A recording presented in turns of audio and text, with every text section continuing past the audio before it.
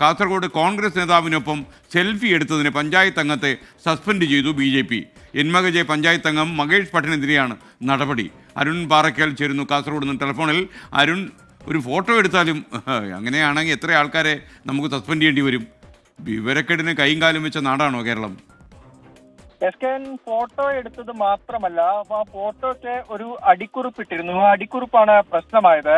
അതായത് ഈ കോൺഗ്രസിന്റെ ബ്ലോക്ക് സെക്രട്ടറിയും പഞ്ചായത്ത് അംഗവുമായ JS രാധാകൃഷ്ണൻ നായിക്കിന്റെ ഒപ്പമാണ് ഈ മഹേഷ് ഭട്ട് ഫോട്ടോ എടുത്തത്. എന്നിട്ട് ഈ JS രാധാകൃഷ്ണൻ നായിക്കാണ് അത് ഫേസ്ബുക്കിൽ പോസ്റ്റ് ചെയ്തത്.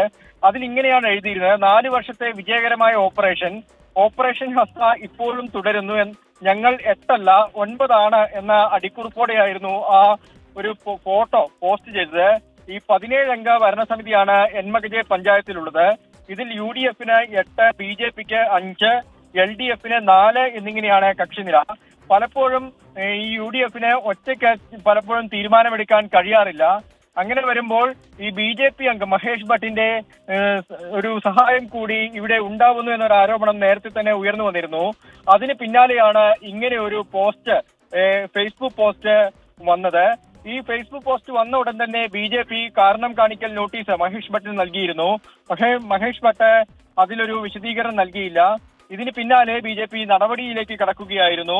കോൺഗ്രസുമായി ഒരു അവിശുദ്ധ കൂട്ടുകെട്ട് ഉണ്ടെന്ന തരത്തിൽ LDFും വ്യാപകമായ ഒരു ആരോപണവുമായി രംഗത്തെത്തി. ഇതോടെയാണ് നടപടിയെടുക്കാൻ BJP മുതിർന്നത്. ഇനി ഈ മഹേഷ് ഭട്ട് കോൺഗ്രസിലേക്ക് പോകാനുള്ള നീക്കം തുടങ്ങിയിട്ടുണ്ടെന്നാണ് അറിയാൻ സാധിച്ചത്. Okay, thank you.